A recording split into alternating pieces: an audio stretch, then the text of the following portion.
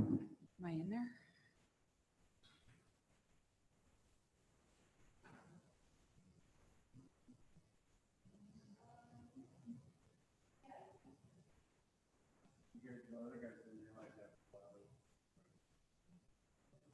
No, they're here. Yeah. All right. Who's got their? See how it goes. Okay, I'm calling to order the committee of the whole for Monday, September 28th, 2020.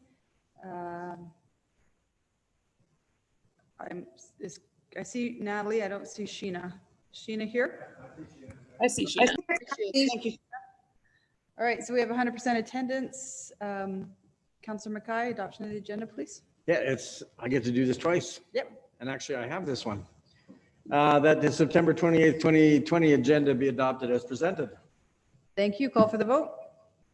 There's an echo. I'm hearing an echo. By the way, Natalie and Sheena, we figured out something between our special council meeting and this committee of the whole, that there was an error made with the agenda for that meeting. So it was not posted to the council members' website as an email had said, and that email that had the agenda attached to it was not sent to council. It was only sent to me. And I got it from the public website. So there you go. So she had it. So Sheena didn't have it. So apologies for that. We'll do better in the future. But thanks for not asking any questions on something you didn't read. I read All right. the whole thing. I know you did, and I did, but you and I were the only ones. Okay. Active Communities Alberta, we have Myers Norris Penny. Do you guys want to introduce yourselves? Hi, my name is Chris Lavin. I'm the regional managing partner for consulting services on the prairies and for the firm. And I'm Stephen Rogers, Senior Manager in the Edmonton practice, along with Chris. Awesome. Thank you for joining us. I'm going to just turn it over to you guys. You have a presentation. I think we'll wait to the end before we ask questions. Okay.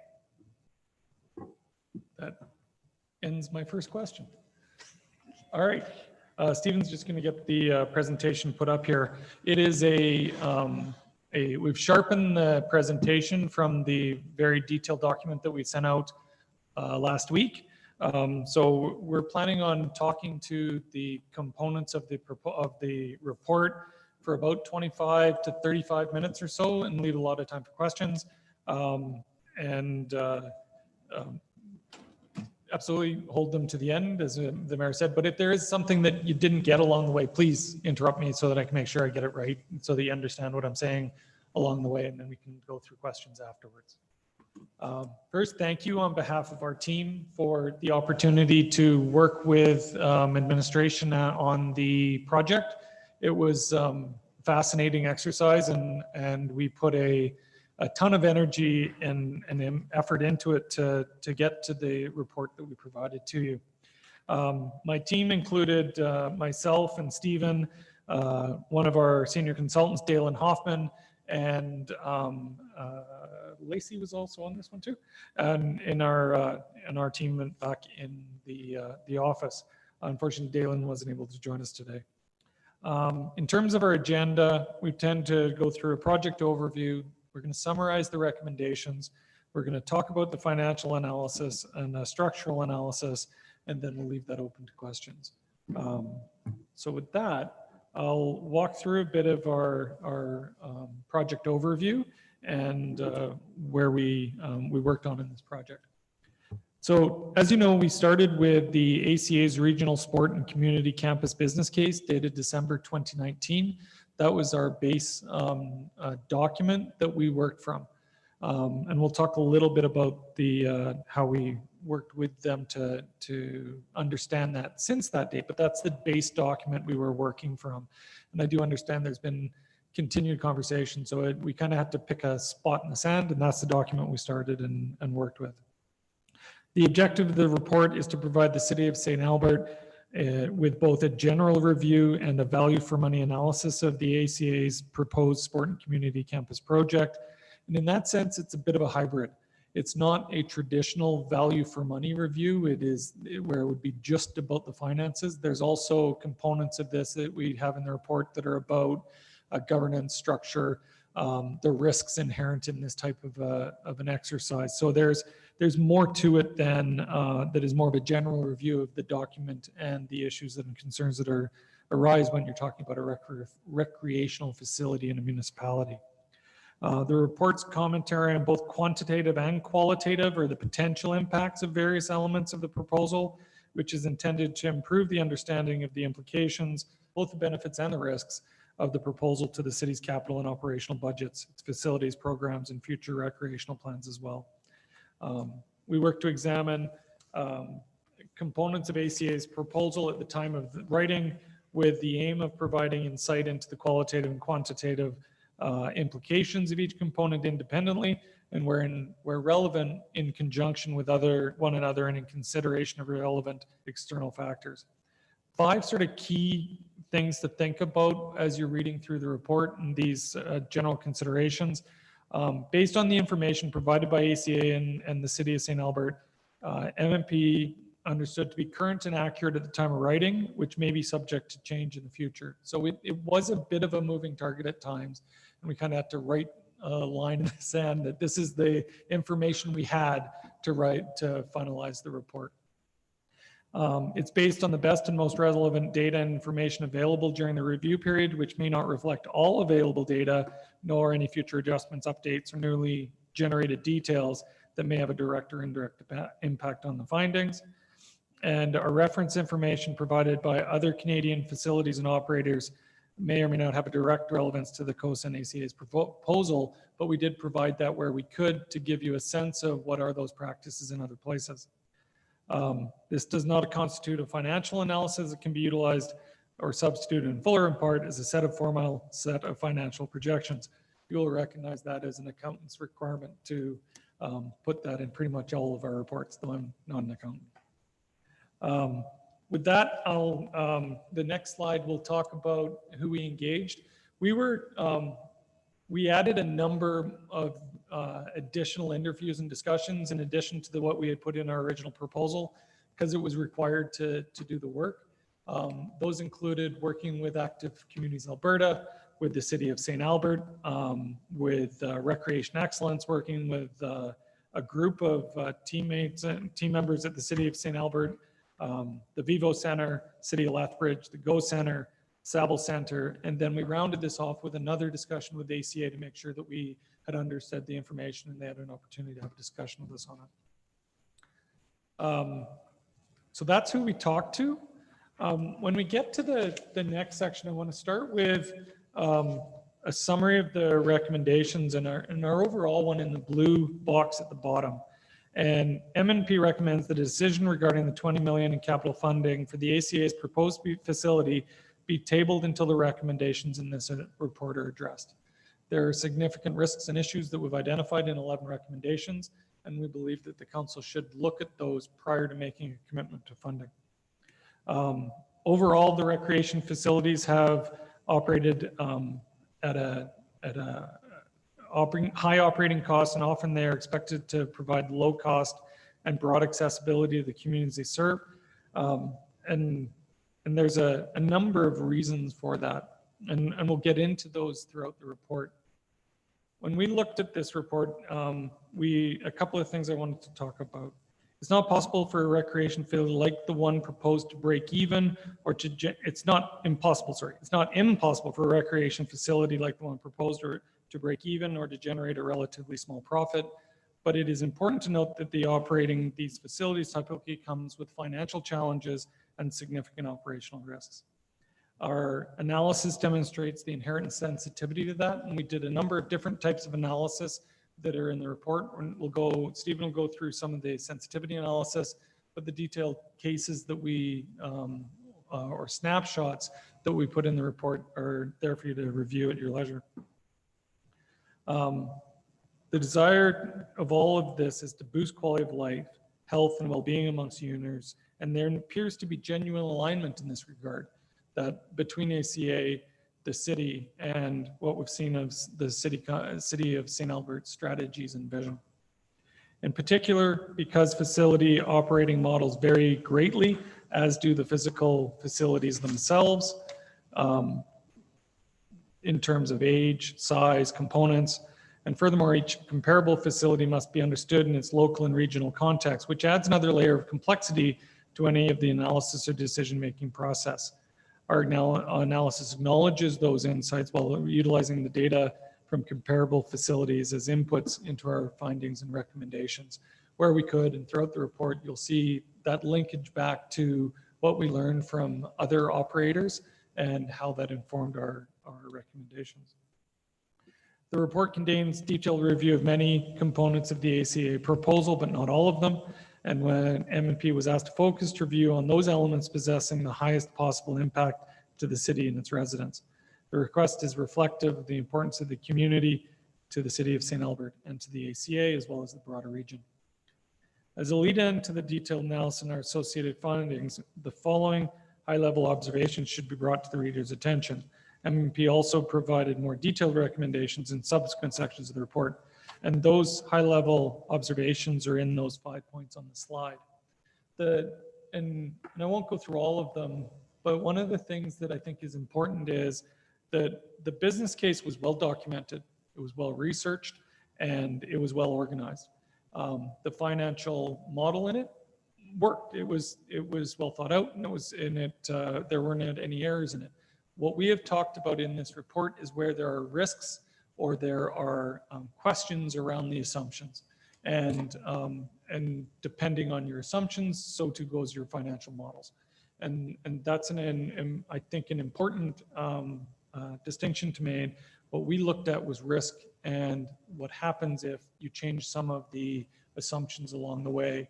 And Stephen will talk about when it gets to the sensitivity analysis, that they're a bit about the inherent challenge for recreational facilities in pretty much any municipality is they're not high profit endeavors.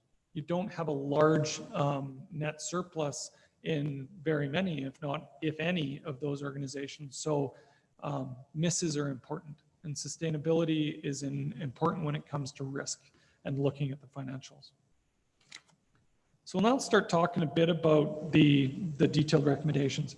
On the slides that you see on the screen, on the bottom left-hand corner is a number. That number is not the number of the slide, it's the page number in the report that it relates to, because this is a much smaller deck. It's based off of the report, but the page number in the corner relates to the page number in the report. So we're now, and I apologize, on the screen there, you can only see it's 10. That's the number in the corner, is the number 10. I hope I'll keep, if you're wondering along the way and it isn't visible, I'll try and talk about it. We didn't think about the bottom of the Zoom machine to block it off. All right, so looking at recommendation number 1 around facility ownership. And this really, to us, was one of the linchpin challenges for the city of St. Albert, is that ownership and governance in the report, or in the business case, isn't clear. And in discussions with the ACA, it's also not clear. There is a lot of flexibility and adaptability. They're quite willing to work with the city, but that left us with a bit of shifting sand around how the ownership structure would be, and that plays off everything else. We believe there should be some very clear understanding between the city and ACA around ownership and governance before a commitment is made. The decision needs to be finalized prior to the finalization of any financial operational projections, and require the support of a detailed operating agreement. There are some real world challenges with the way that it fits, and one of those is around the opportunity to borrow the $20 million. As we understand it, the MGA has restrictions on ownership for municipalities by loaning money for infrastructure, and ownership is a key component of that. I'm not a lawyer, I'm not going to tell you exactly how to interpret the MGA, but it was an issue that was raised, is an understanding of that ownership structure is one that needs to be addressed prior to determining the financial commitment and how you will fund that financial commitment. When we look at other comparable facilities, the non-municipally operated recreational facilities are seldom owned by their operators. Most often it's a lease arrangement. There are a couple of examples actually in Edmonton, Castle Downs YMCA and the Twin Arenas south of 23rd and 111th are both owned by their organizations. In one case, the Kinsmen, and the other, the YMCA. But those are very unique. And I wouldn't call them a best or leading practice. They are a practice that fit the unique constraints of those particular agreements. Recommendation number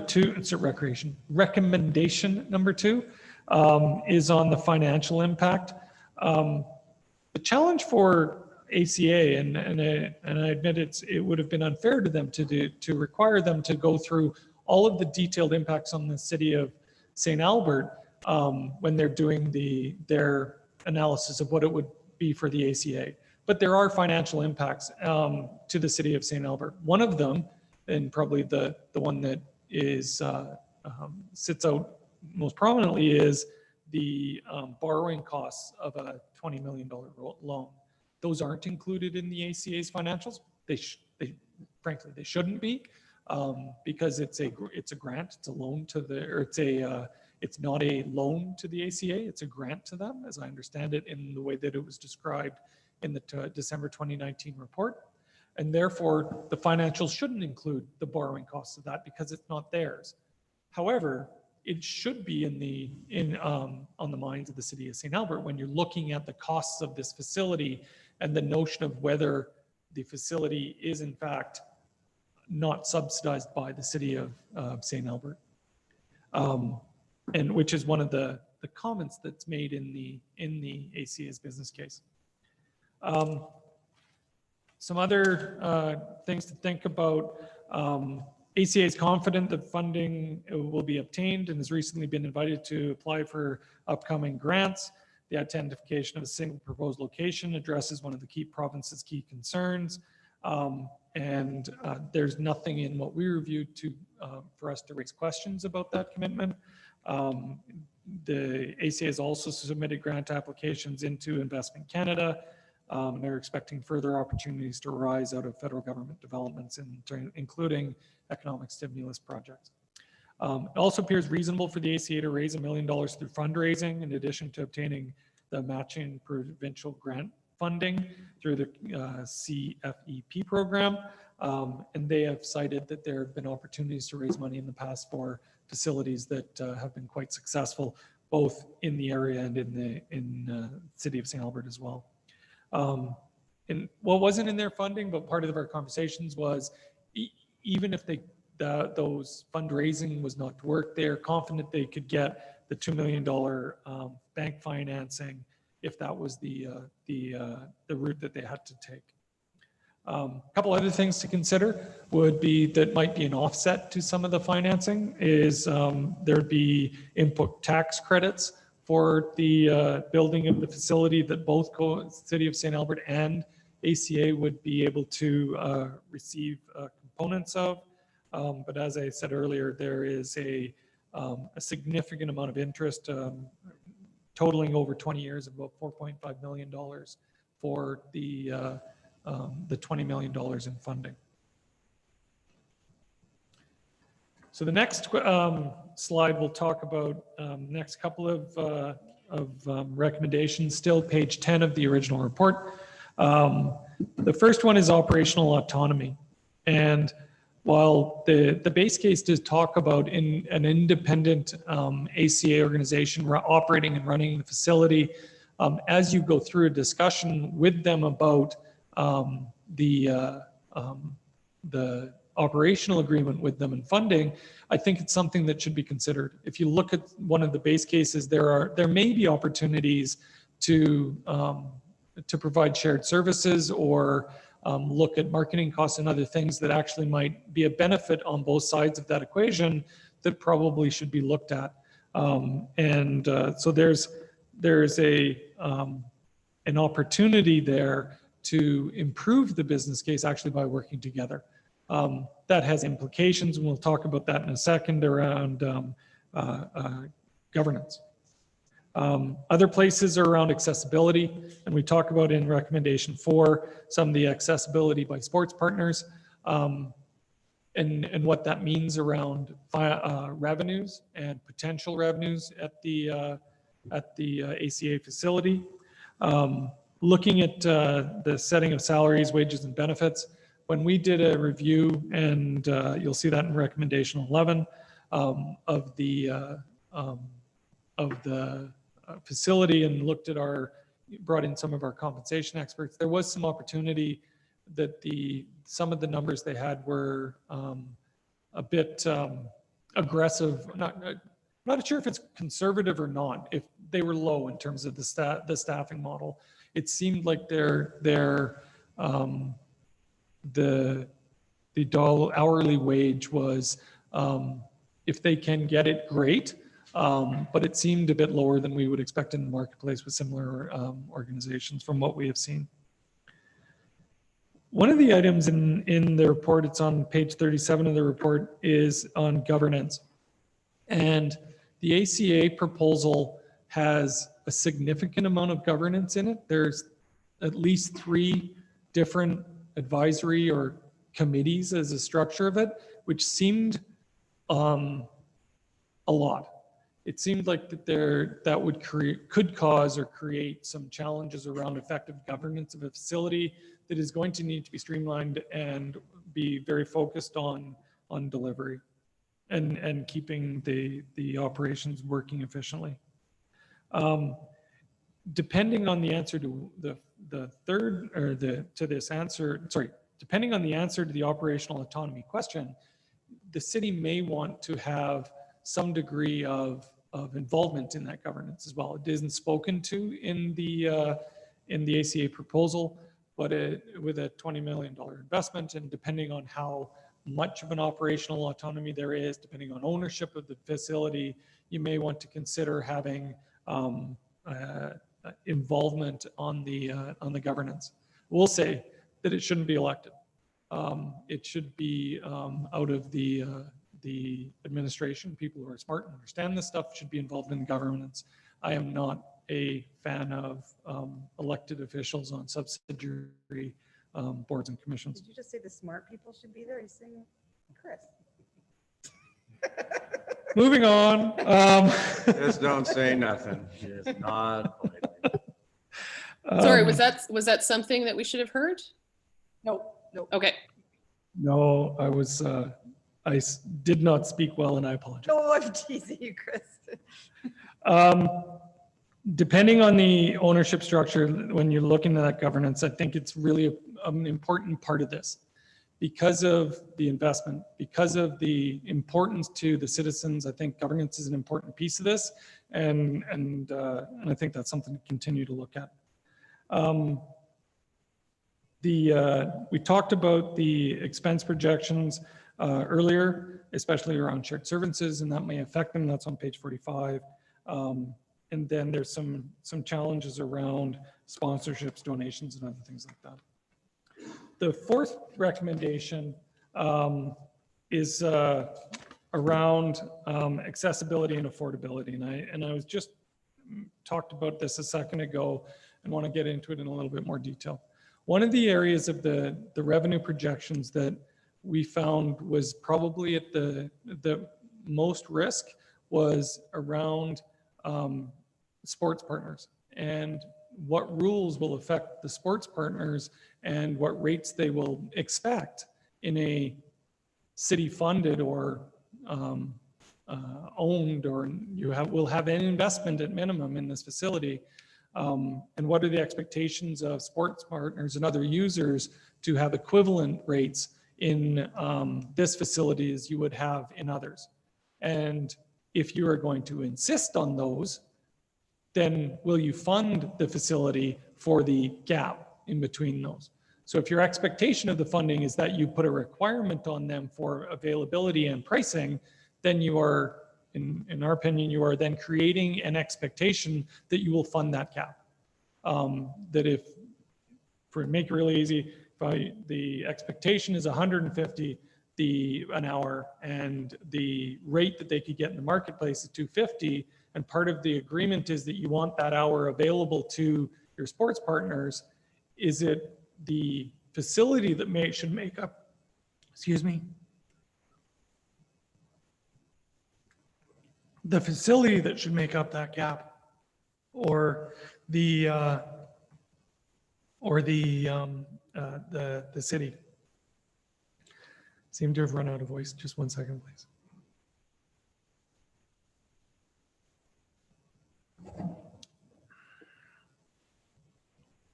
And so when you look at the projections, they've provided 4 rates: primetime high season, non-primetime high season, primetime low season, and non-primetime low season. This is pretty typical of many organizations. However, the atypical part is they used a blended rate of adult, youth, minor soccer, minor sports rates, and then compared that to other local and regional ice, and then proposed a $245 an hour for primetime rate versus the $300, $350 at River Cree to be competitive in the marketplace, which is not unreasonable. And so the rates that they're talking about are not unreasonable. However, when you look at the sports partners at Service Place, as a for instance, and other, geez, Murphy. Can I get a water, please? Can I get some water?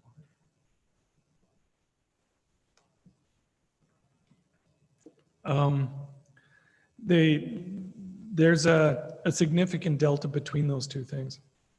At the time of writing, and before we move into a new season, we're looking at about $139 per hour at prime time for sports partners, or $96 for non-prime time.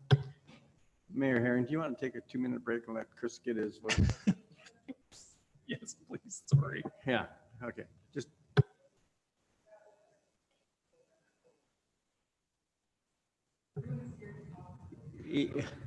Yeah, it depends on what's in that coffee cup. There could be something special in that coffee cup. I'm not sure.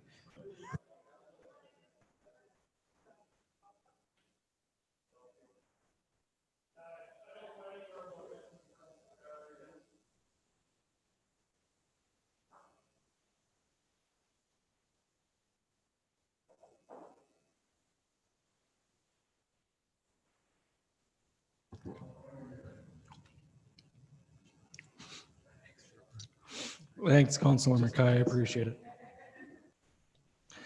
And I'm almost done. I'm going to hand it off to Stephen right away anyway. So when we look at the differential between those two pieces, it creates risk. And I don't, and again, this is back to ACA's business model is fine based on their assumptions that they made about the rates that they could get in the marketplace. And based on their information and research around the market demand for ice, they probably could. The question is that council has to determine is the investment in this facility that will be in the city of St. Albert going to set expectations with your citizens and the sports groups that they will pay 2 times what they would have in a city facility? And you could say, well, just use the other facilities. Is that the questions around that are more yours to answer, not MNP's and the implications of it. But it does create risk. And that's the piece that we wanted to identify, was the inherent risk that between in the business model, if their expectations are for rates are higher. And what happens with that differential, which I talked about earlier, if you then mandate that they must use the partner rates, then you kind of have to then subsidize those rates in some way. And quite honestly, this was a part of our conversation 9 years ago, Ken, when we talked about Service Place.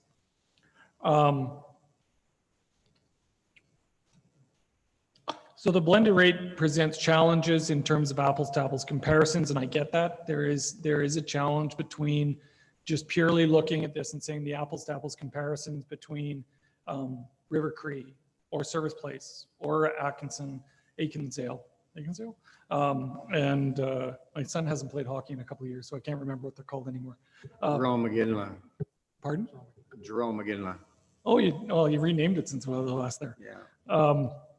So there is a bit of a challenge there, and I think that's not in any way a pejorative statement against the ACA proposal. They're just dealing with a different set of information when they set their facts. Another one of the challenges might be around the definitions of what is a prime time hour and what's high and low season. And we weren't able to get into that discrete analysis during our review. The city's rate policy speaks to affordability and accessibility, but doesn't stipulate the rates for various user groups at its facilities. Those are subsequent rate sheets that you use on a facility basis, and something to consider. When we looked at some of the other organizations, Vivo used a percent of revenue in their projections, which is an alternative approach, but one that still might not shed light on alignment with the City of St. Albert's policies. And when determining the rate structure, there is also a risk of long-term low-season ice users at some of your facilities, in particular service, like hockey camps, figure skating, those sorts of things, which could lead to, I know a better word, cannibalization or transfer of revenue between facilities, if nothing else, because it will be newer, shinier, nicer when it's open, which has creates an opportunity. So with that, I will try and save my voice for the last page and let Stephen take over for a bit. Thanks, Chris. So we're going to look at a few more of the core recommendations that we made here. And you'll see as I go through these, they start to build up pieces around operational autonomy, ownership, some of the pieces that Chris just walked us through. They're still relevant to some of these other recommendations. So important to understand that these work together as a set, all interrelated and intertwined. So looking here now, we'd be referring to page 11 of the report. We've got 3 recommendations here to look at. First one's around asset condition. In the ACA business case, if they're the owners of the facility, presumably they would be solely accountable for maintaining the facility, its upkeep, and maintenance.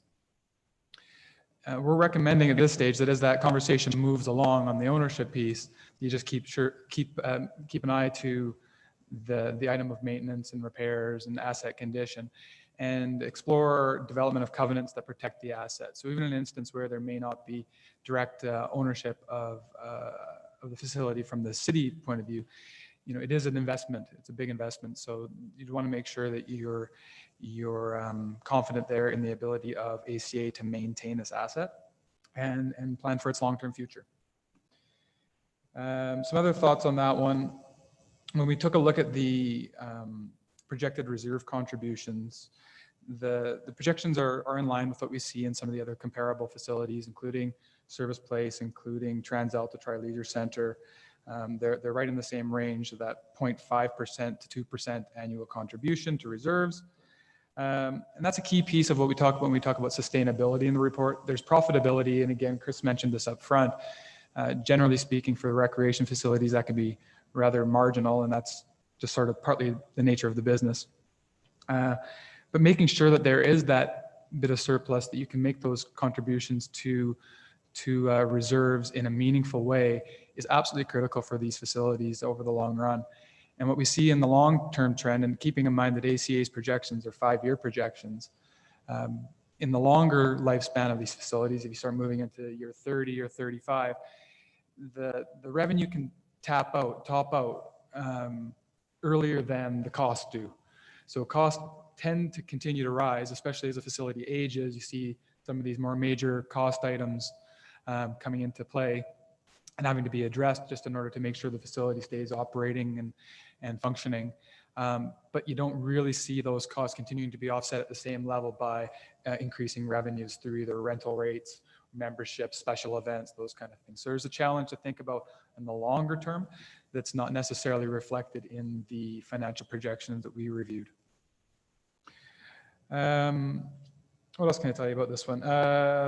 Keeping the facility young, really key. I think that's about it for that one. We're going to talk a little bit more in a related theme in the next recommendation here, which is around the dissolution clause. So this is something that appears in some of the documentation. In fact, I don't think it does appear in the business case itself, but in conversations with both ACA and the city, I think there was a pretty well understood idea that if the arrangement were that ACA owns the facility and that facility were to fail for whatever reason, operational failure of some kind, that there would be a dissolution clause in place at a minimum that would see the facility revert back to the city. So our recommendation around this is to make sure that if that clause ever does get established, to make sure that we have a really clear definition of what failure and solvency is, to make sure that we're relevant and in support of that clause. Ray, could you put your thing on mute for Zoom? Thank you. Getting a bit of an echo.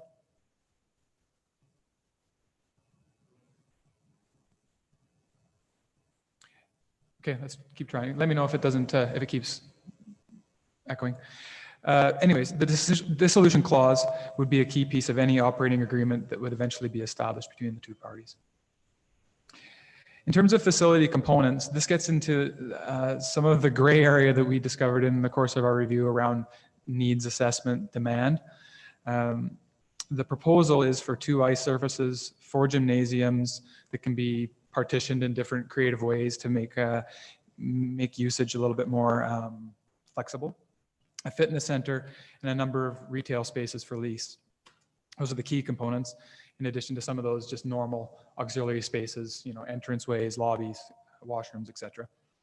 Our recommendation here is that the city examines its own completed needs assessment and also ACA's analysis of demand for various recreation amenities in the region, and to make a determination if the proposed facility components will satisfy public demand and fit within the broader suite of amenities in the area.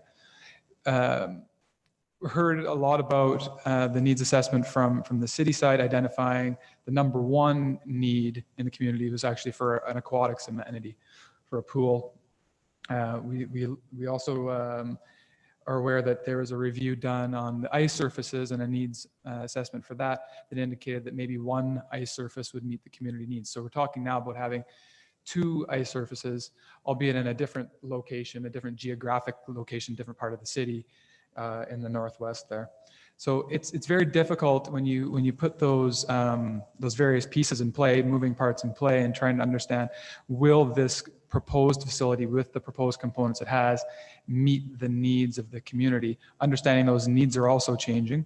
We're seeing that obviously in the world right now with the pandemic and the usership at facilities across the province being quite different now. So what's that going to look like in 6 months, 12 months, 18 months time?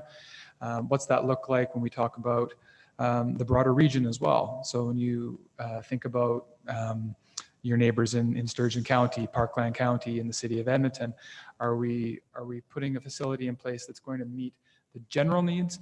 I think it's tempting to maybe get a little too cute with this sometimes, and there's probably no one set of components that would make everybody happy. So that's another piece to keep in mind on this one as well. But definitely some work to be done there. And again, it stems a little bit from these other pieces that Chris mentioned around operational autonomy and ownership of the facility as well. Moving forward here to the next 2 recommendations. There's that word cannibalization again. So Chris had talked about this a little bit, so I won't spend too much time on this one. In the base case of their business case, we're calling it the base case, the ACA didn't anticipate significant impact of a facility on usership levels at existing City of St. Albert facilities. Our review indicates that may be the case, it may not be the case, but it's certainly an area of risk. In particular, when we think about that low season, where it is a bit competitive to get those users who can really fill up the facility. When we think about Service Place, I know 2 of the 5 ice surfaces, I believe, or maybe even 3 of the 5 go to a dry land status in the summer months, spring and summer months, to make sure that they're getting some usership there. And then the ice surfaces that they do maintain, this may be not news to anybody here in the room, but they have hockey camps, long-term users such as figure skating. So if those long-term users in the low season were to potentially go to this new facility, that could have a financial impact on Service Place and other city-run facilities. We talk about sponsorships and donations, another area of uncertainty.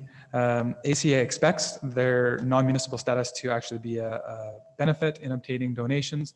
That may be the case. It may also be the case that having a partner like the City of St. Albert who has some experience and some marketing resources to apply to pursuing sponsorships and donations could also be a benefit. So it's a piece where we recommend that the city assess the risk to sustainability of the business case in terms of that ability to raise donations and sponsorships. We can look at that when we look at the sensitivity analysis a little bit later. It's not a hugely significant number, but it is still enough that if you were to lose what the ACA is projecting in terms of donations and sponsorships, it would be a significant impact on the projected bottom line.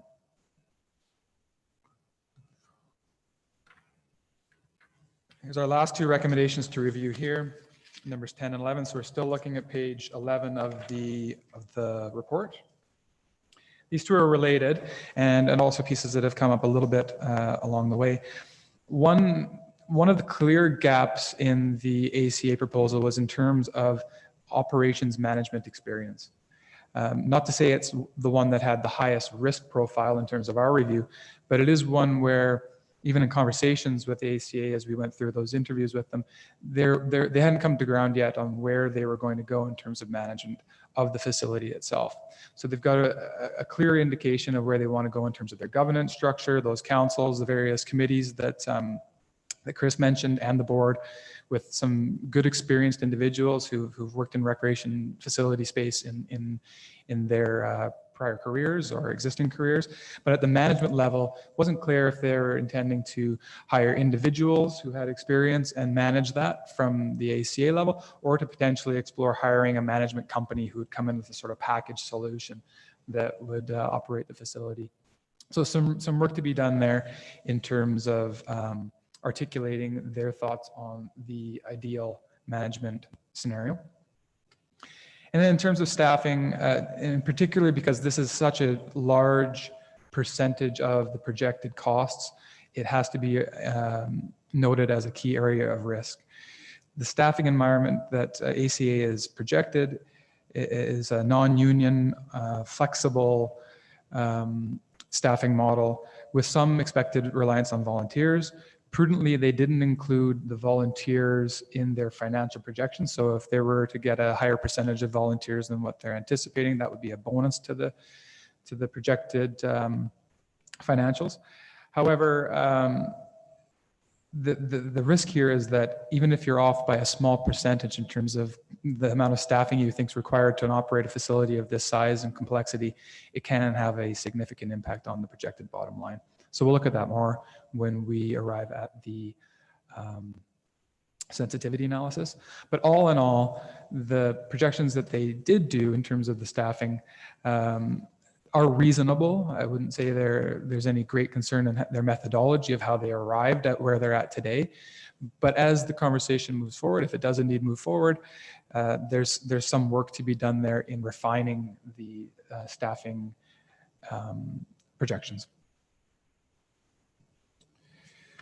So as mentioned along the way, we have some financial analysis to look at. We didn't include everything that's in the report. There's a number of appendices in the report that provide some financial snapshots, and we're happy to discuss those after we move through this presentation if it's of value.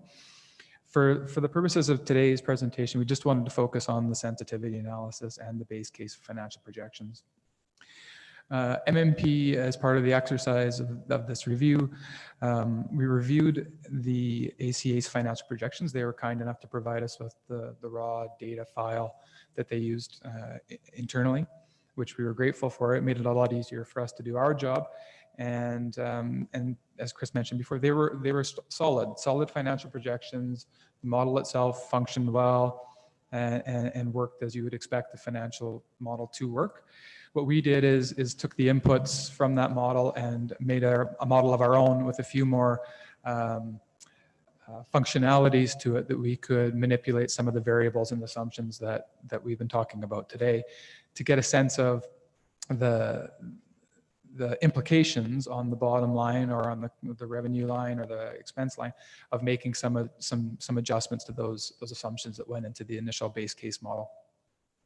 So really what you see here, just for level setting, is you see a small operating surplus in year one that grows from about 300,000 in year one to just over $1 million by year 5. And you see, along with that growth, a growth in the reserve contributions. So we mentioned that earlier, from that 0.5% to about a 2% contribution on an annual basis, which results in a net surplus of between $100,000 to $200,000 a year. So as Chris mentioned, a marginal surplus that is at risk to some of the sensitivities that we'll look at in the coming slides here. There's more discussion of this throughout the report, as you would have seen. We're looking at page 15 right now.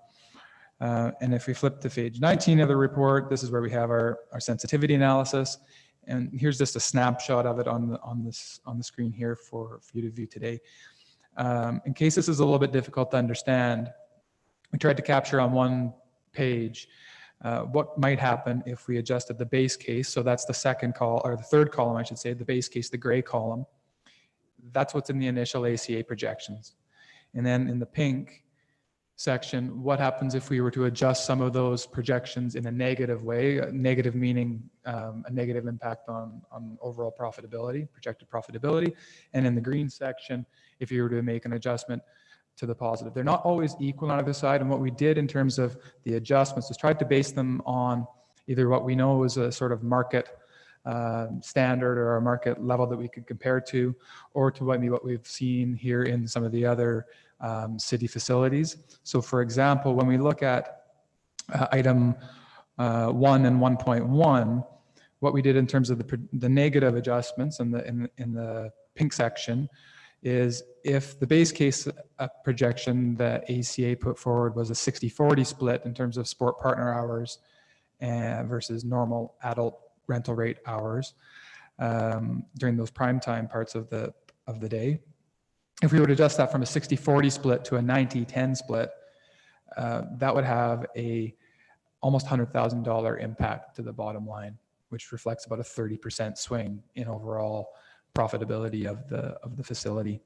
Similarly, if we were to take that $190 per hour rate for sport partners that we saw in the ACA projections, if we were to use what we see more at service places, which is closer to $140 an hour, you see a 21% shift in the profitability. So all this to show that if you had 2, 3, or 4 of these particular items that all went a little bit less positively, less like expected, you could be in a position where you've moved from a positive surplus to a loss. Similarly, on the positive side, if ACA was slightly conservative in 3 or 4 of these projections, you could actually see a fairly significant swing upwards in profitability. So this is really meant, and that's the title of it, it's a sensitivity analysis. It's really meant to show you that there are, in our analysis here, maybe 13 or 14 particular assumptions that that indicate there is some risk and some opportunity for more positive outcomes if some of these assumptions don't play out as projected by the ACA.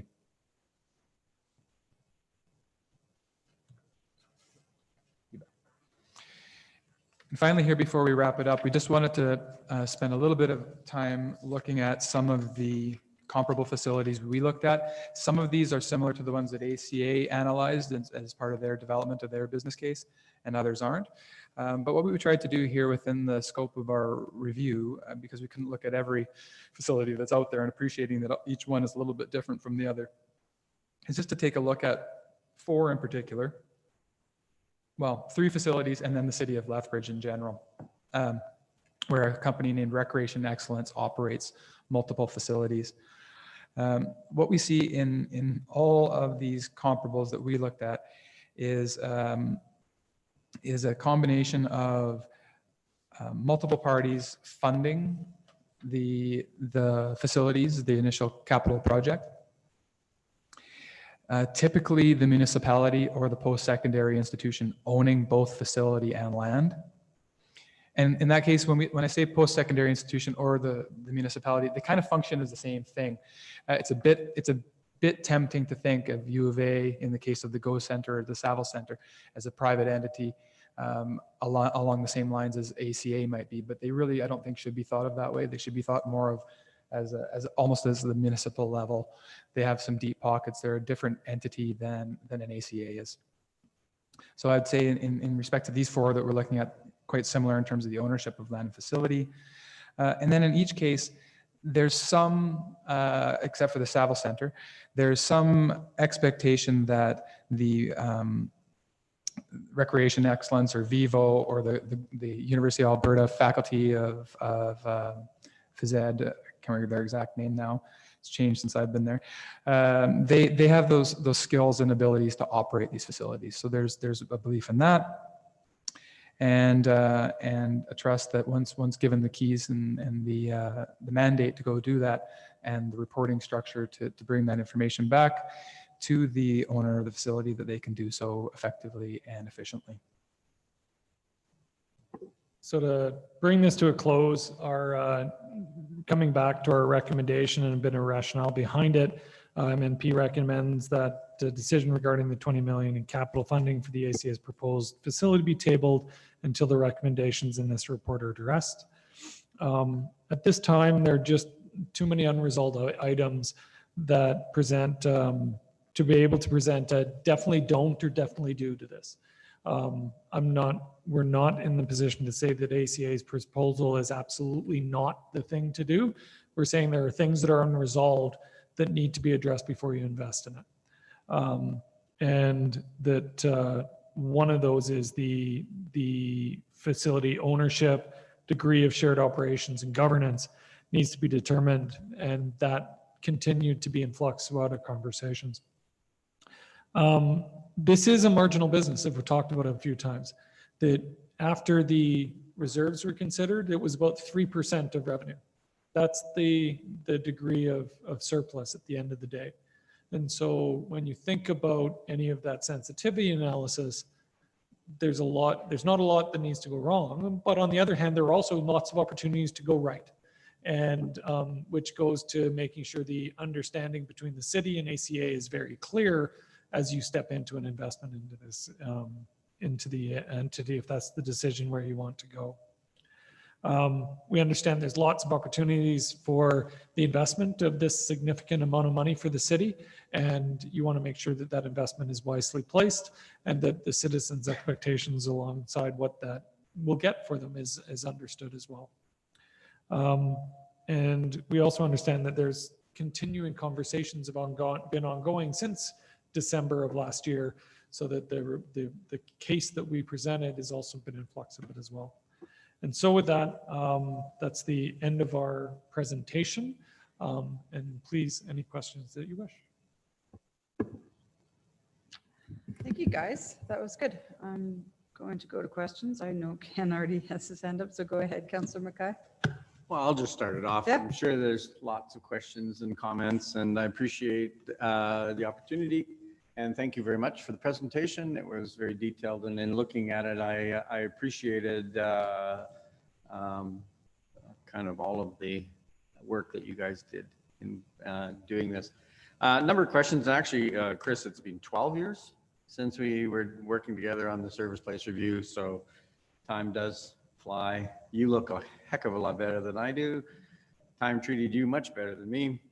But you know, you raised one of the questions that I had, and it was around your accessibility and affordability, and cast your memory back. And we had a long discussion on what the term was called public good.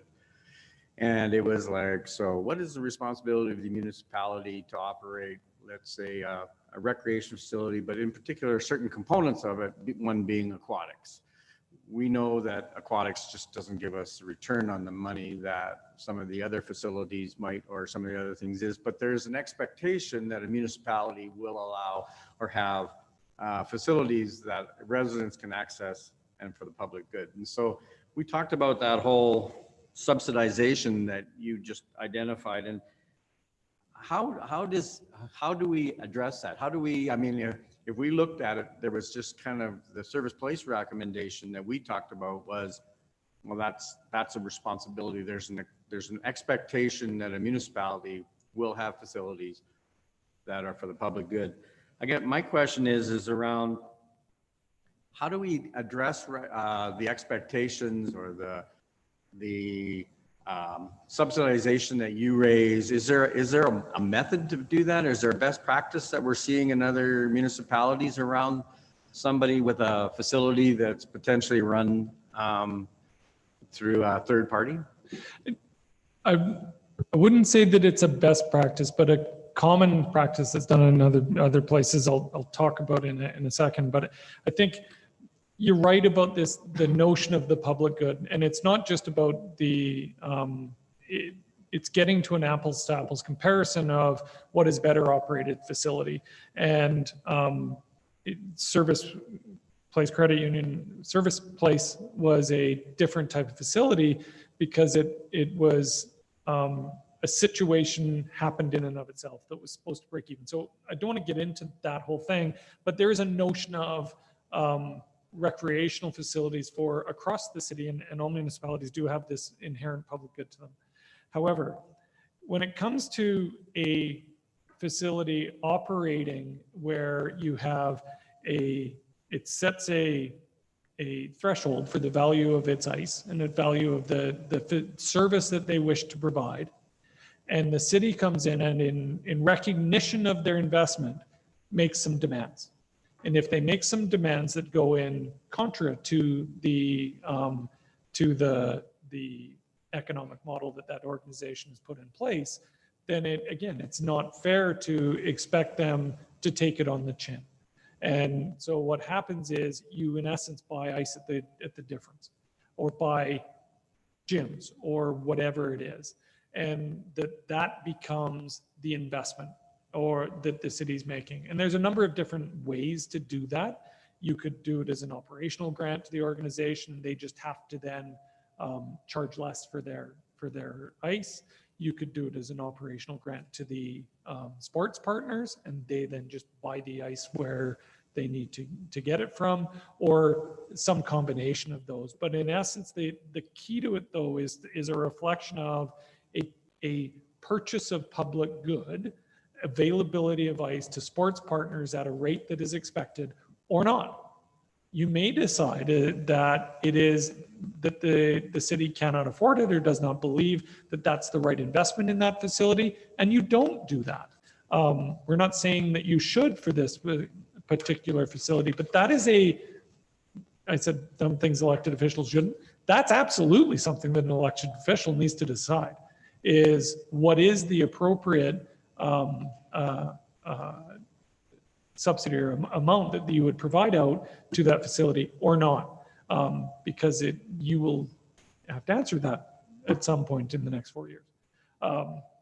And so that to me, you essentially are buying ice. You're buying access to that sports partner, and you would do that in some kind of an operating agreement.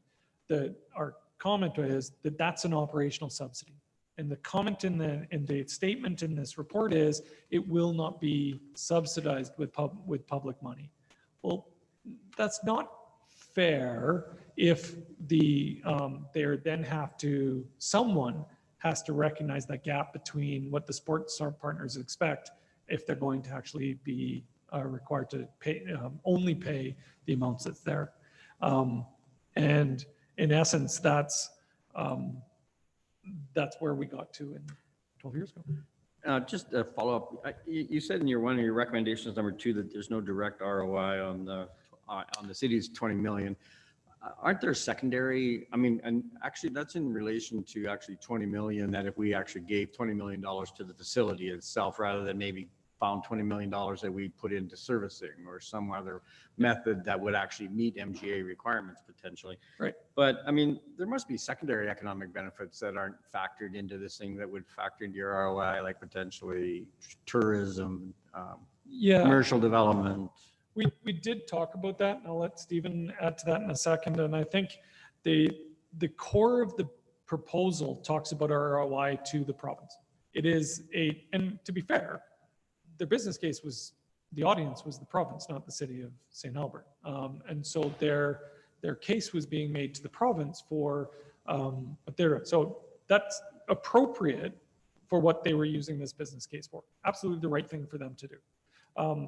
But the city is a different animal. You don't get income taxes. You don't get the business taxes that they outline in here as being the payback for the investment by the province. You do get some economic recovery from that. We felt theirs was probably a little not particularly conservative in terms of the amount of economic impact. And maybe Stephen, you could talk to what our economics folks talked about. Yeah, to echo what Chris said, I think the projections that are in the ACA business case are directed to calculating the ROI for the province. The province has projected $20 million. So without having those numbers in front of us, we didn't review the city's potential ROI, but I would agree with you, Councillor. There are secondary economic benefits through, hosting tournaments, hotels, restaurants, those kind of pieces that would have an economic value to them. We just don't have any of the numbers and figures associated with that as part of this review. Anecdotally, as a former hockey dad, the comments around the number of facilities in St. Albert compared to the city of Edmonton, you would probably have a lot of those economic benefits would end up in the city as opposed to the city of St. Albert. Would you get some? Absolutely, you would. But there are a lot of them, hotels and other things within the city of Edmonton city limits that would be challenging for the city of St. Albert to meet at the same level as well. So the number of, you'd have to work pretty hard, I think, to get the economic inputs of a whole host of additional tournaments in the facility over time. I guess the only other piece I could add to that too, just thinking about it now, is with the projected location of the facility in the Northwest in an area of town that's yet to develop and grow, kind of on the edge of town. There is some thinking there, that this facility could be a bit of a catalyst in developing that area and bringing in some residents and some commercial space, in that part of town. So that's something to also consider when you think about economic impact. Yeah, thanks. I think that would be the important factor for me, because what it generates might actually be greater. We just don't know that, again, and no way you would know that. The last question I have is around the base case sensitivity graph that you had up there. And, you in particular around your projected negative impacts, and you picked 90-10. I'm assuming your model built in other splits too as well. And ACA picked 60-40. We'll have an opportunity perhaps to learn why they picked 60-40. Why did you pick 90-10? Is that something based, I'm talking about the first case scenario that I have here. Yeah. Why, so why 90-10? Is that based on best practices in relation to? It's based on what's happening at Service Place in recent years. I'd have to look at the exact years, and I don't have them written in front of me, but that 90-10 ratio is similar to what we've seen in other City of St. Albert facilities, in particular Service Place. Sorry, is that carried over into the other best practices that you looked at, or benchmark agencies like Vivo and? I'd have to look, Councillor, and get back to you on that. Well, yeah, I'm just trying to just wonder when you were grafting these, whether you just picked best case, worst case, potentially. No, it wasn't so much a best case, worst case thing. It was usually trying to come up with some justification of what's a reasonable impact that could challenge that particular assumption. So if it's something about what we're seeing here in the city and in other city-run facilities, that's the case in some of them. In others, it's more, 5% is, we saw something 5% higher in some of the comparables that we looked at, so let's do it up 5%. It was a bit of a mix, as opposed to just straight lining it and saying +5, -5, which we didn't think was as useful of an analysis for you, or +10, -10. It just doesn't have the context behind it to say, okay, well, why would you wonder if it's going to go that way? I fibbed. I have one follow-up question.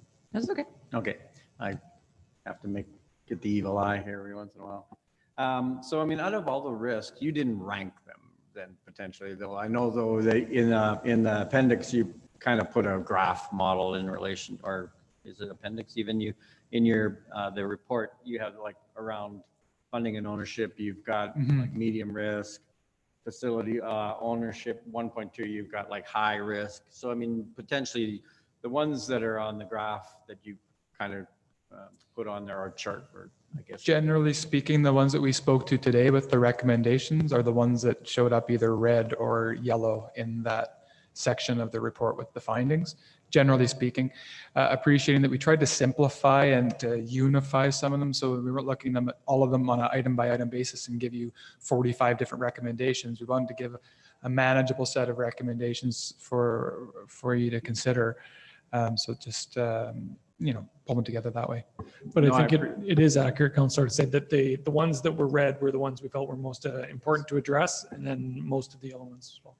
Yeah, thank you. I appreciated actually that graphic. It kind of just simplified it for me. So I appreciate that. Thank you. That's all my questions. Councillor Hanson. Thank you, and thank you for the presentation this morning or this afternoon.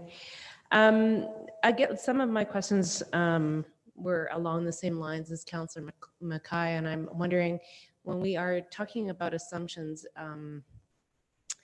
is it the assumption that a new facility is going to be like Service Place, and that's why we're making such comparisons to Service Place in terms of rates?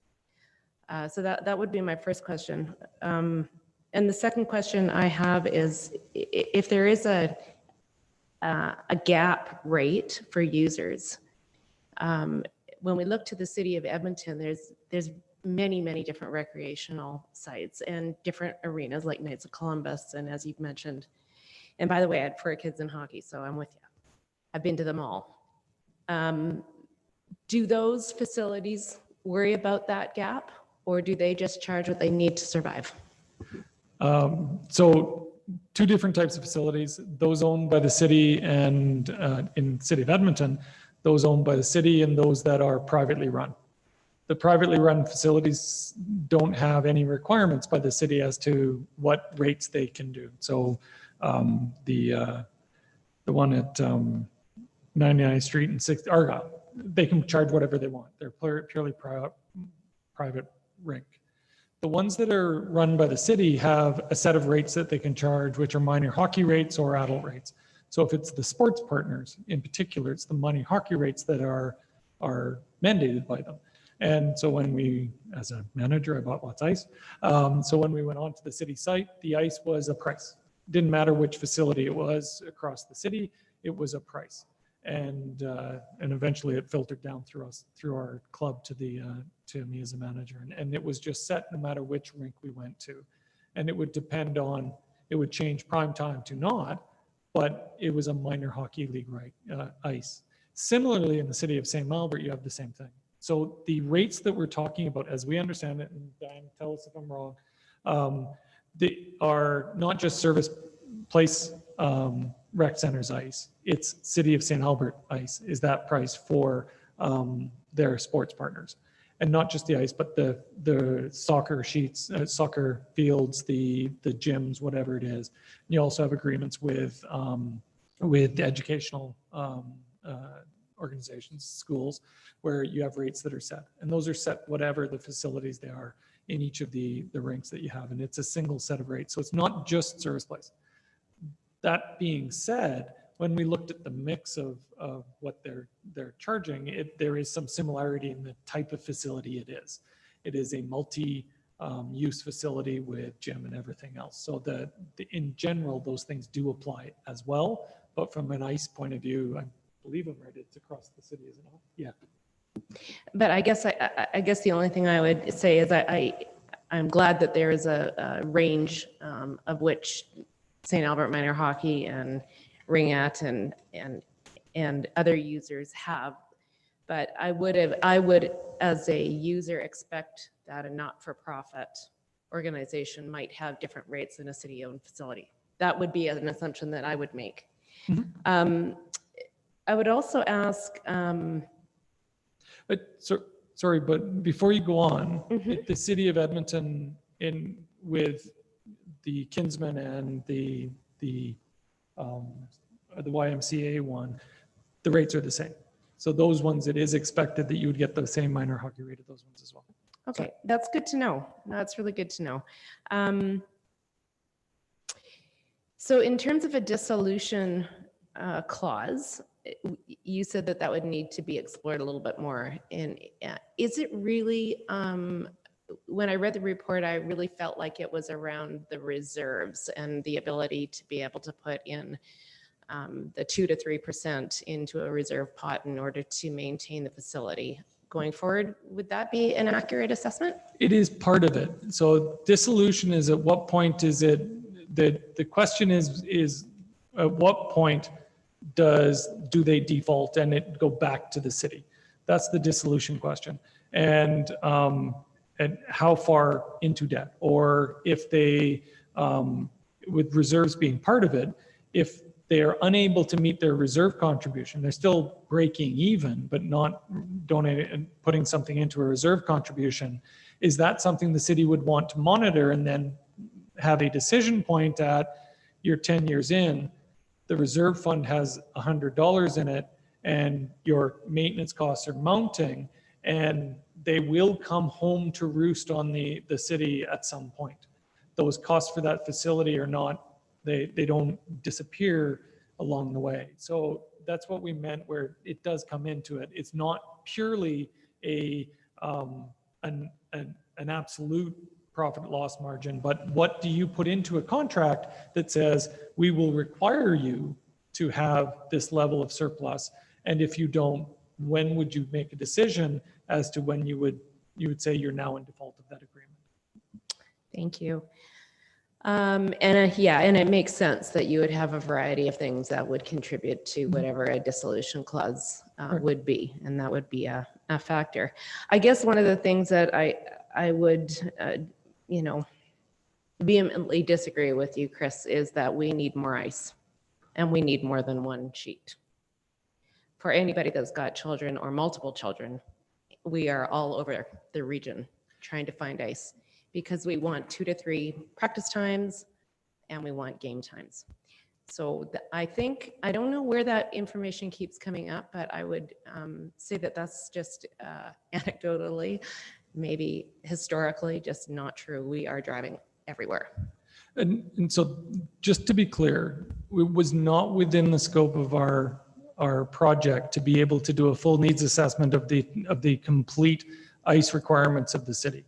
We looked at the information that we had available to us, and we found 2 different views, ACA's, and we talked to the city and what they were looking at and their needs assessment and what they had, but we were not in a position under the scope and resources that we had within this project to do a full needs assessment of how much ice you require in the city of St. Albert. So we did not say that this was enough ice. We said that this is 2 different views of it, and that's a piece that was beyond our scope.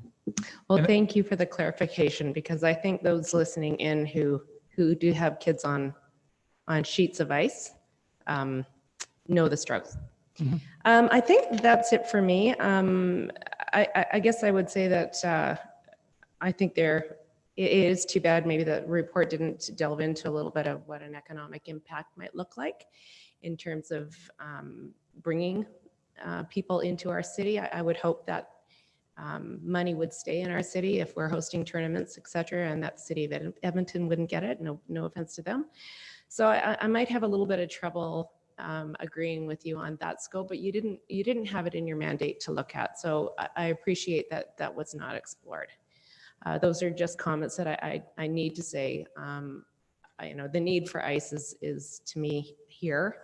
The investment still needs to be made. So that's it from me, Mayor. Thanks. No, thanks, Councillor Hanson. And, I think no matter what we decide, whether it's ACA or another route, that economic impact will happen, right? Can I ask a quick question before I go to the rest of council about the ice? Maybe it's actually a question for Diane or Kevin or Kiri. This continually comes up about the demand for ice in St. Albert. And I get that I had a kid in hockey and we drove, but I also had kids in soccer. We drove all over Western Canada to get to an onboarded soccer field. We have an opinion on our needs. Diane's done some work on that. ACA has an opinion. Is there another body like Hockey Alberta or somebody out there that actually can say what a municipality should sort of have in the way of ice? Well, I guess I'll answer that as the next minor hockey president, not the city manager. I mean, Well, and typically, that would, of course, be just hockey. It's not even talking about ringette. And, yeah, but I mean, if you have someone all out there- the sports associations, they have national development standards, I guess, the number of practices, the practice to game Okay. ratio and all that. So I'll defer to Diane at this part. I don't know. I believe we build that into our needs assessments, but I'll defer to Diane. So. So I can provide some metrics that may just help to provide some clarity.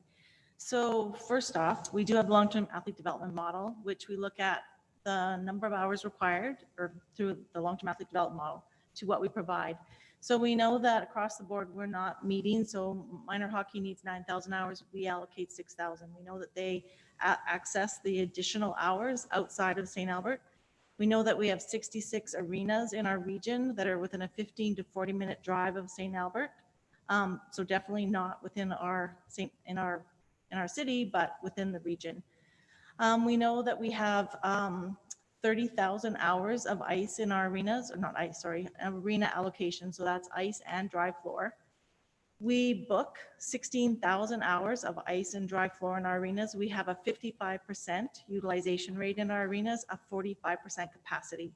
We know that the demand for our arenas is during our prime time, which is October to February, evenings and weekends, and we're at 90 to 95% utilization in our prime time in our 5 arenas in St. Albert.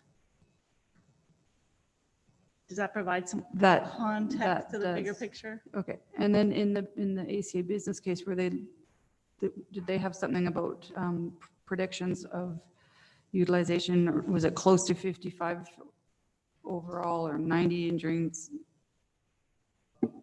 We'd have to look, I remember it being quite close. I mean, I think that's partly where they based it on. They also took a look at their comparables, which included the Vivo Center, Go Center, 2 or 3 others in that. Not all their projections were based on the same comparables. They weren't able to get data from everybody on all pieces, but I know in terms of the ice utilization, they at least had Vivo and, maybe Tri Leisure Center as well, might have been in the mix. Do they have ice? Yeah. One of the other challenges for us as we went through this, being December 12th, 2019 to today, and groups like in Morinville there's a private group has just brought Yeah. a piece of ice, and the ice complement is also changed rapidly over the last 12 months. And so it became challenging for us to set that shifting sand as well. Okay. All right, I'll go let council, who wants to go next? Councilor Broadhead? Sheena or Nally, do you have questions? Thank you, Madam Mayor. Sheena, I'll go to you after Wes. Okay, Okay, sorry. that's okay. Just a couple of questions. I appreciated your report. I found it fascinating in some respects in terms of just your assessment of risk. So we're knee deep in the biggest recession since the big crash of 29. No, close.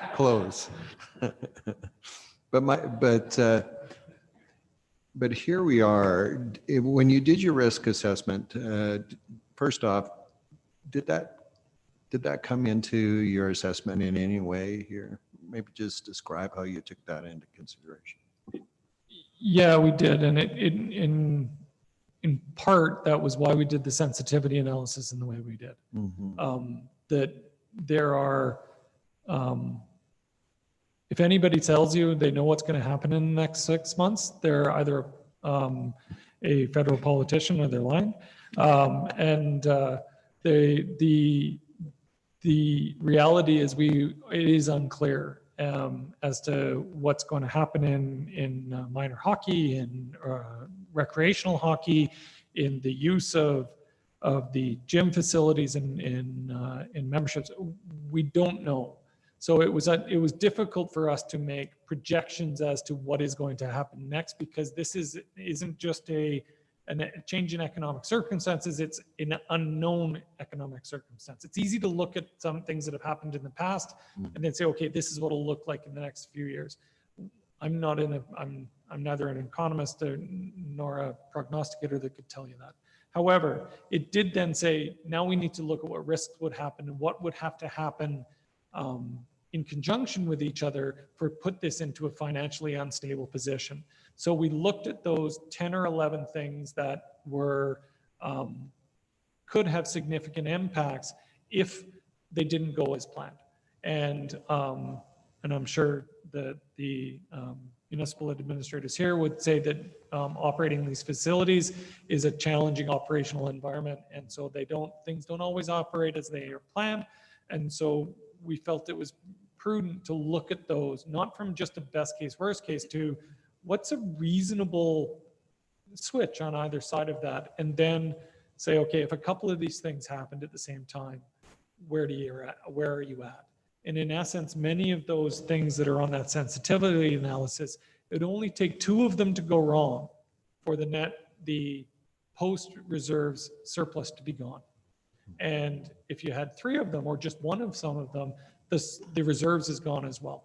And that to us was pretty risky when the future looking forward is a challenge, which then led us to, okay, if those are the risks you're facing, the city needs to make sure it de-risks that through either the operational agreements, the investment that it makes, or the way that it puts it in place so that it has control of some of that output and outcome in the end if there is financial instability, which is why we kind of emphasize the governance and the ownership questions as being the most critical thing to answer.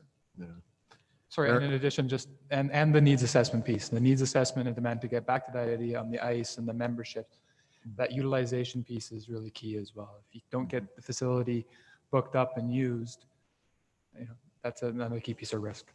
Yeah, no, I appreciate that, and thank you for that. I thought your comments around cannibalization, people moving from our own facilities to the new facilities, and how that plays out, I thought was interesting commentary. I had another question for you, but that train just left the station. Maybe come back to me, Madam Mayor. Okay, I'll go to Councillor Hughes next. Okay, Wes, I'll buy you some time here. I know I have like a butterfly goes by and I forget.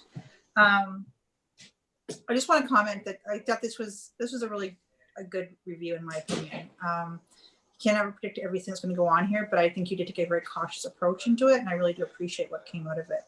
That being said, what's with the membership fees? I'm trying to figure out, like Service Place, there's a whole, like there's a gym and there's like all these other things that would be involved membership fees. How would the membership fees apply in this circumstance?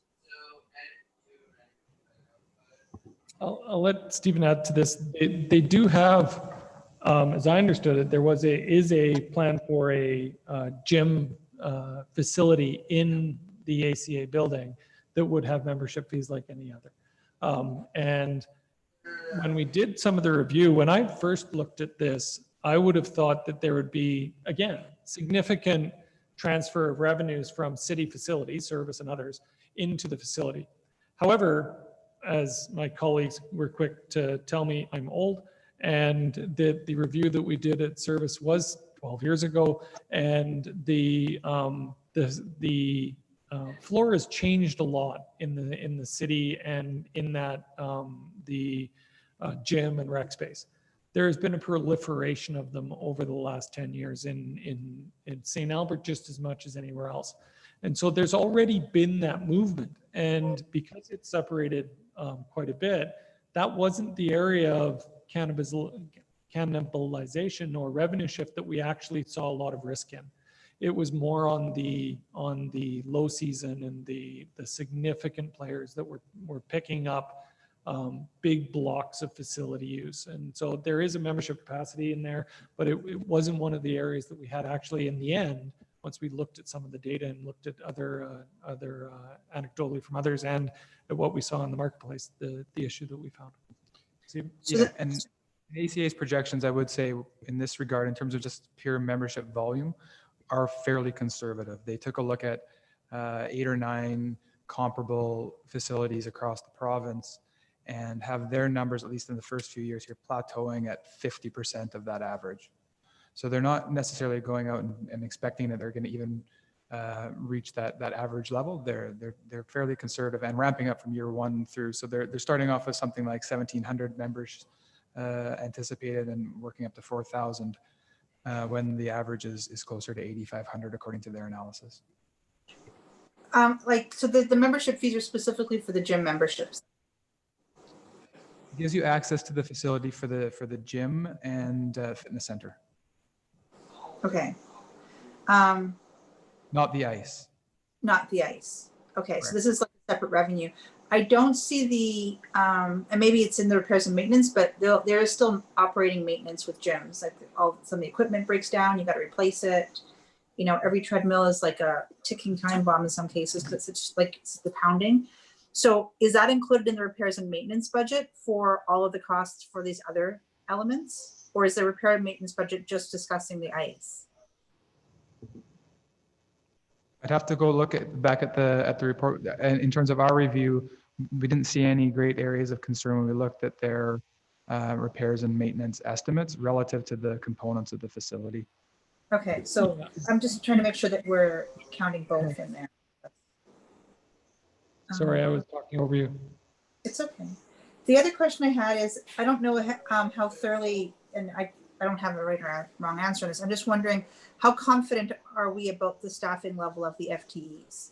With the understanding that these are going to be FTEs not just for the ice, but for all the other components that also run the facility, including the gym, for example, which requires a staff person or two at all times. So how confident, I know you have in here, like there's the risk, what if it was up by 2? When we looked at it, did we think that those numbers were accurate, or there is probably, maybe they were being optimistic, or were they being pessimistic? I think one of the areas in terms of the staffing model that we were concerned around was the salary numbers seemed to be a bit low from what we would see in the marketplace in terms of talk to our education specialists. But let Stephen take the compliment piece. This is a really challenging one, to be honest, Councillor. Across the comparables in the province, there's a really wide swing in terms of an FTE count from facility to facility. And it's not always just dependent upon the components that they have in the facility. It can be quite dependent on the organization itself. Do they tend to be overstaffed, understaffed? Are they a new organization that's doing this the first time? Are they experienced at this and have kind of got lean and mean over the years? So it's a difficult one, and it's one that we brought up in 2 different spots in the recommendations for that reason. We've identified it as a key area of risk just because of its sensitivity impact, and also because at this stage ACA has not operated a facility. So they've done their research and they've gone out and talked to a lot of facility operators across the province who have, but they've yet to do it themselves. And their facility is also yet to be built. So in terms of, getting that sweet spot in terms of the number of FTEs required to operate it, and making sure that they're paid the right amounts, it's a challenge for sure. They also indicated that they believe that as a not-for-profit, they could use volunteer hours and volunteer effort to increase their complement or reduce their costs. But in the business case, they didn't cost out volunteers. They appeared to staff it based on paid employees, and that there would be upside to volunteers. Maybe Stephen, you can add, so some of our conversation with the comparable facilities was that using volunteer could be challenging as well. Mm-hmm.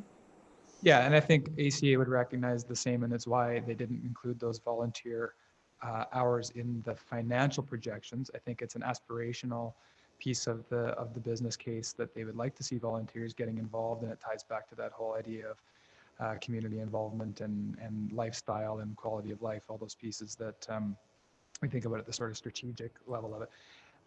But yeah, there's a recognition, anecdotally at least, across the comparable facilities that we spoke to, and I think ACA's other comparables as well, that it is difficult to keep returning to the same well for the same volunteers again and again and again, whether that's at at the committee and board level, and getting some of those experienced individuals there, or even getting people into some of the operational roles, hosting and taking tickets and those kind of things when you're talking about operational pieces. So what would we say our confidence level is about the estimated staffing then? Like, are we like plus or minus? I know we did like an estimate here, like what if we're off by 2 or if we're under by 2, but like, what is our confidence level? Like, you know, you do a survey, you'll say plus or minus 5 points. I don't, because I mean, really, if we are under by 4 people, like the profit's gone.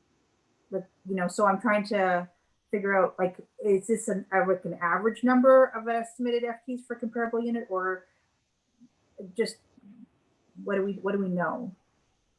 I think there's 2 pieces to it. Stephen, you can speak to the confidence on the FTEs. I think one of the reasons we looked at the salary side is because it's another component of that, and our confidence level on the salary side is, we probably think we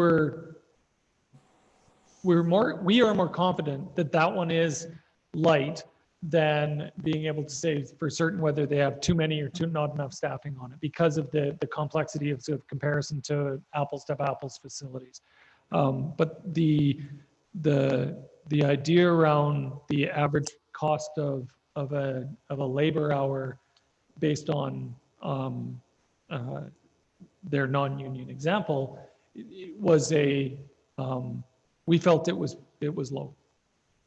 Maybe on the other number, Stephen, can you provide In that? terms of the headcount, it's very difficult. So I mean, we looked at, for example, the Vivo Center. I think they were projecting 67, or they have 67, I should say, currently in their facility, and they're doing a big expansion or planning a big expansion. That'll be up to 320 FTEs. They're a different facility with different components in a different city. ACA is projecting half, less than half of that in terms of FTEs. So I'm a little bit leery to try to give you a solid number figure in terms of our level of confidence on it. We thought about it as we went through the report more in terms of a lens on risk. And you're right to recognize, Councillor, that this is a key element of risk. And because of that sensitivity, to be able to, at this stage, give you a solid answer on level of confidence, I don't think we're quite there in terms of the FTE piece. Chris spoke to the salaries piece, which we're able to talk about a little bit more specifically. Yeah, because I mean, if the salary is what you are suggesting, which might be 16% low, which isn't even a huge difference in salaries, really, relatively speaking, like we're down from $313,000 to $20,000 wiggle room on that. So and then if we are off by 1 FTE as well, it's gone. So I think that the staffing is definitely definitely looking more. It's a good point, Councillor, that no matter what our confidence is on the number of FTEs at what did they have, 60? 30 FTE that they needed, if you're out by 5%, that's not a large, it's only 1 or 2 people or 3 or 4 people. It's gone, even if the wages were correct. And if both of them are correct and incorrect in some capacity, that money could be eaten up. The other question, I don't know if you have this or not, is there's a lot of organizations or community organizations in Calgary that are running, we kept hearing about other community organizations in Calgary that are running facilities independent of the city. What I'm wondering is, like, I'm looking at the current situation with the shutdown that's been going on now for 6 months and is sort of coming back into play now on ice. How have they managed? Do we know how they, because if they're private, then in theory, they have to figure out how to make those budgets work. So I'm looking at not just assuming everything goes wonderful, but how do you handle the crisis that is a private organization? Do you have any information on how they have handled the COVID crisis economically, or no? Go ahead. Anecdotally, in some of the comparables that we talked to, some of the other locations where the municipalities tend to rely on unionized labor versus non-unionized, I think there's a sense that some of the flexibility afforded the private entities was a benefit through this stretch. That's on one side, and again, anecdotally. Also anecdotally, part of the challenge that we're hearing is in terms of the ability to excuse me, lost my train of thought for a second there. The other side of the guys, like municipality is good because they don't have less of a Oh, yeah. liability.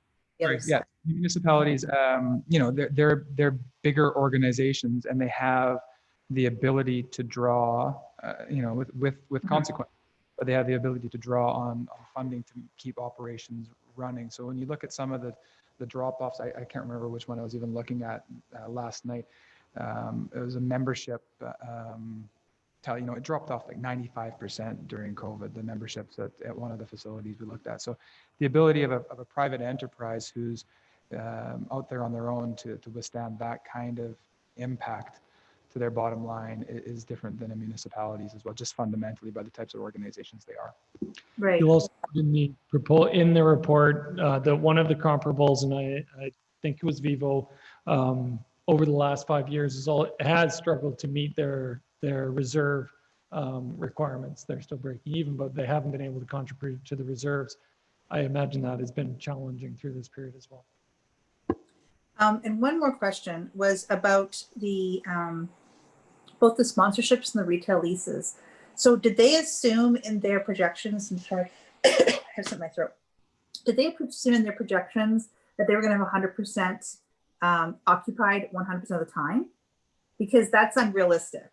I mean, yeah, it was one of the pieces where when we adjusted the financials and especially in our 2 snapshots that we used, being fully booked off the hop seems aggressive, and that they would be able to sell out all five retail spaces and have them full from the very beginning would be challenging. For those of us that have been to the different facilities around the region, many of the new ones didn't have full retail right away.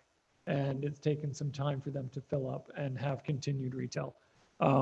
So we did, in our case, in the way we set it up, move those in sequence to 1, 3, 5, I believe is the way we ended up, or added 1 per year along the way. And so that one was an assumption we thought was a bit risky. Anything to add, Sue? When I look at those two, I look at, I mean, obviously the staffing, whether or not that estimate of costs is accurate. And the second one is whether or not the sponsorships and whether or not the retail leases will actually be able to materialize both in short and long term. I mean, businesses change over, go under, whatever, and you're going to have a vacancy there until it's filled like we do anywhere else. And I'm just assuming, like, when you look at any other type of like apartments, buildings or whatever that have to have rental income, they always assume a certain level of non-occupancy every month in their projection assumptions to make sure that they account for that. And if they beat it, great. But if they don't have an overestimation of revenue. And so when I look at this, I think that your lines should be the ones that we're using, and we should take off $70,000 off the top, just because the 14,017 and 506 is still optimistic in this environment.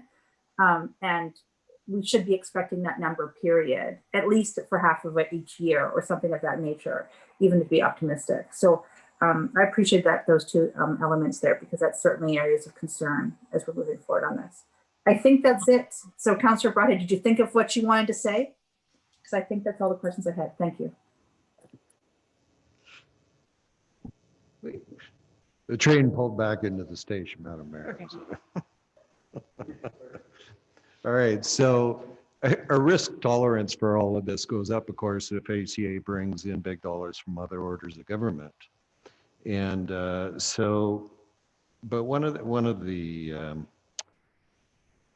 if I remember the business case presentation is that if they went down this road, then there wouldn't be any ongoing operational support from the city required for the running of the facility. Yet, when you did your review, you talked a little bit about brand reputation and this differential between sports partner rate and the posted rate. In your investigation of other facilities, so you looked at the Go Center, Saville,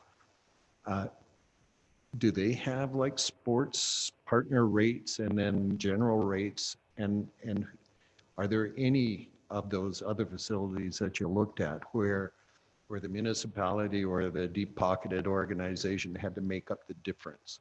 Because if you have to do that, it's an operational support no matter however you call it, right? So, None of the ones that we looked at had to make it up in the way you're describing. But in both the case of the city of Calgary and the city of Lethbridge, with at least one or two of the facilities that we talked about, they have multiple. They have 12 or 15 that they have third-party operators for. They had some operating capital to seed the first few years of operations. So I think at the Vivo Center it was $1.8 million for the first year of operating grant. So in some effect, what you're talking about. okay, so it's sort of a diminishing support over time, right? Until they get their feet wet. Exactly. Okay, fair enough. All right, thank you. That was my question. Councillor Hanson, you have a couple more? Yeah, I do. Thank you very much. I wanted to go to governance a little bit, and you talked about how you felt that ACA had established itself in a top-heavy governance model. I wondered if, did you talk to them about what that might look, how that might look different? Are these volunteers that are going to be sitting on these boards? Is there a cost to those governance bodies? And then connected to that, you talked about if the city of St. Albert put 20 million in, which is what's in the motion, there would be probably a direction that they would be somehow involved in the governance, or at least, so a little bit along what Councillor Broadhead is saying, you know, are we independent or are we not independent, and where would that line be drawn? Right. I'll let Chris speak to the governance piece in terms of involvement. I do have a piece to add from the Vivo Center research we did. But in terms of that, the Vivo Center have a liaison. It's not a board member from the city or a council member from the city, but it's a liaison, so we can talk to that. In terms of the volunteers that they have projected, we did put the question directly to ACA if that was intended to be a long-term model or a short-term model, and at this stage they indicated that was the model that they foresee staying in place, and they are all volunteers across those council or committees and the board itself as well. I mean, it's in part we asked the question because they haven't established themselves yet. So I think it's prudent on their part to get some people who have that experience involved. And so having them involved, especially as you're trying to establish the business, get it up and running, seemed like a wise thing to do. So we asked that question about the long-term piece, which has some different implications when you think about that point Chris made earlier about volunteerism, and you've got an awful lot of volunteers there, and you might be asking an awful lot of them over the lifespan of a facility like this. And so when we looked at the governance that they have in place, it's a facility. And there's a board of directors, a stakeholder council, a advisory council, a facility operations council. It just felt there was a lot of governors in the pie. And then a general manager who would operate through that. So it just seemed like there was an awful lot of governance structure put in there. That being said, in the business case, they have not developed terms of reference for these things as far as we know. We didn't see them anyway, and it wasn't clear to me through this that there was a significantly different pieces to it, but they may have been. I assume that the ACA didn't put this in place without considerable thought and effort. It just wasn't clear to me how it would represent an efficient governance structure the way it was laid out. And if then, so that's one part of it. The other part that you asked is, so what's the role of the city depending on what's the operational decision? And that comes back to the ownership question. And so at what point does the city want to be a part of the governance of their investment? And if it is an operating grant and you give them the money and that it is a net, that's the only operational arrangement that you have with them, then you might not have a role to play in governance. Like many other organizations that you provide grants to, you don't automatically go and sit down on the table. But the greater there is integration between the two organizations and looking at operational connections and looking at setting rules upon them on what they can and cannot charge for different sports partners. As you add layers of demands on them and economic input into the organization, at some point, the city should probably have some kind of a representative in the governance structure. Which spot on this, I think is part of the decision, and it's the more you invest, the more operational weight you have on it, then the more you might want to actually have some oversight into it beyond once a year report to the shareholders. So just in terms of consistency within the city and making sure that city's talking to ACA. No, I understand, and I understand governance and the layers of governance. I'm going to assume ACA just didn't want to leave anybody out and make sure that everybody had a stake in the game in terms of governance, but it could be cumbersome if not developed properly. And I think that's a very fair point, Councillor, to be fair to ACA. This is a sales document. And they're trying to sell a concept and an idea to a number of orders of government to get an investment in a facility. And they're absolutely trying to demonstrate they're going to include their stakeholders, that this is about the active communities Alberta, their mandate, their mantra, their belief in generating that. And to that, I get it. I understand what they're trying to do from the purpose of this document and engaging their stakeholders. I think that's absolutely fair, Councillor. Thank you. And the second question I'll ask of you, but Diane might be able to jump in.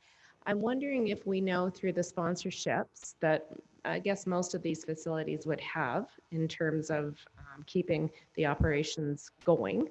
If there has been a significant decrease due to COVID-19 and whether you know of any of the sponsorship projections with other facilities or maybe ours even, Diane, maybe Service Place? I'll let Diane add to this, but it depends on the municipality.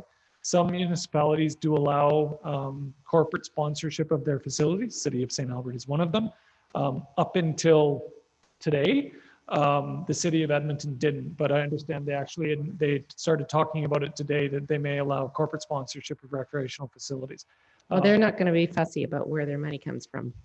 Who knows?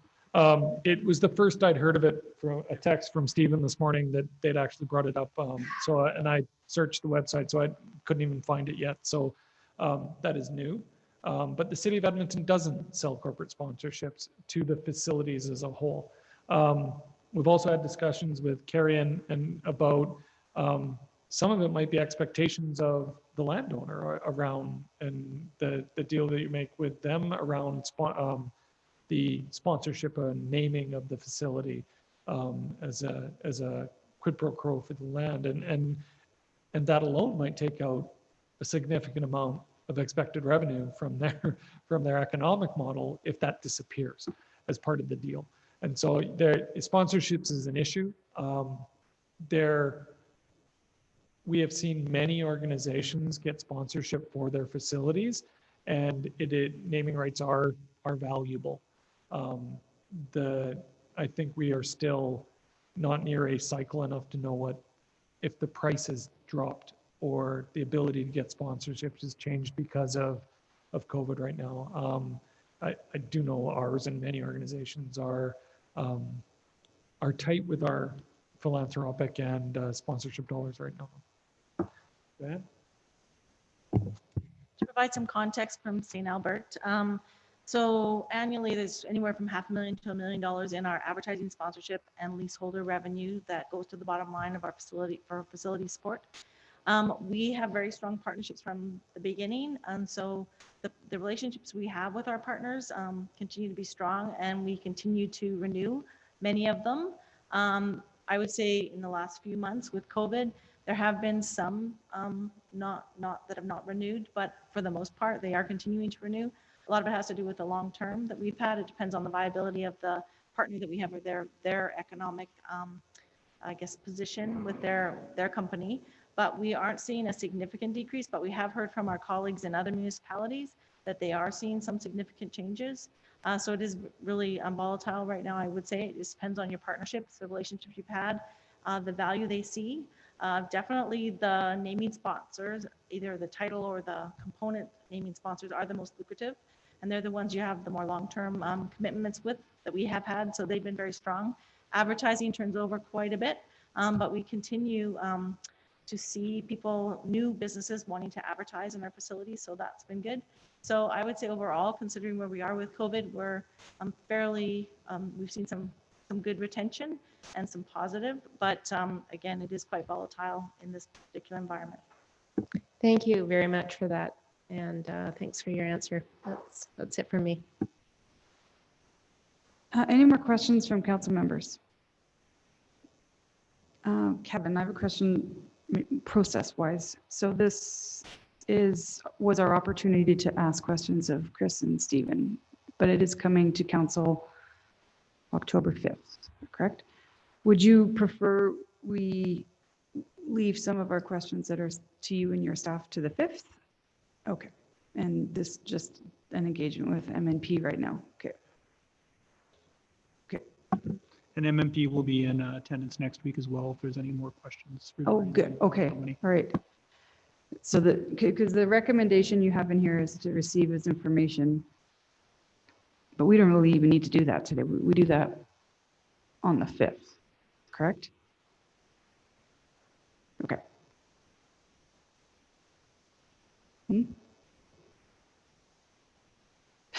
Chris is like, what? You're just here for questions? Okay, because this was public today, but. All right, then I'm not gonna go into a lot of my questions. I will wait till the 5th then, because it's you and your staff, and we can talk on that day where we go from here. Okay. Any other questions, guys? Oh, that's fine. Okay. Just the final one, just to wrap it up. So, I mean, you identified 11 risk statements, risk concerns. Your recommendation that you had on your slides is that that you're recommending that this agreement be tabled until recommendations in this report are addressed. As far as MNP is concerned and your value for money assessment, if those items that we've identified today and your value for money assessment are met, there's no reason that this proposal couldn't go forward. Is that unfair to you to ask you? So if the recommendations were addressed and looked at, and in doing so, you've addressed the factors of risk that we identified, then yes, this is something that the city should consider and amongst the other priorities that it has. But to say you just address all the recommendations and then you're good, I don't know how you would address them. So it's hard for me to say absolutely the answer will be yes, given I don't know how you would address each of those pieces. But if you address them and you address the risk factors and de-risk them, then there seems to be value in the proposal. Are you sure you don't want to run for politics? You did once, got beaten like a rented mule. No. Anyways, I appreciate your response because it is challenging, and particularly in the time. And I'm glad that you did look through the lens of the pandemic when you were addressing some of these issues that we have, because I mean we are in an unprecedented time. But thank you very much for your reporting. Thanks, Councilor. All right. So seeing no more questions, go ahead, yeah. So to Kevin, I guess, what is the recommendation going to say on October 5th beyond receiving as information? It's going to say that the proposal does or doesn't go forward in some way? It's not going to say anything, Councillor. I mean, there's an existing direction from council. So I think council will be debating, do you continue with the existing direction or do you not? Or do you take a different direction or do you amend it? I do not see administration putting any recommendations forward. This is one component of a motion that council has already approved. Okay, thanks for clarifying. All right. So seeing that we don't need to make a motion on this today, we'll adjourn the meeting and we'll reconvene this same topic next week. Thanks, everyone. Thanks, you council. Thank you.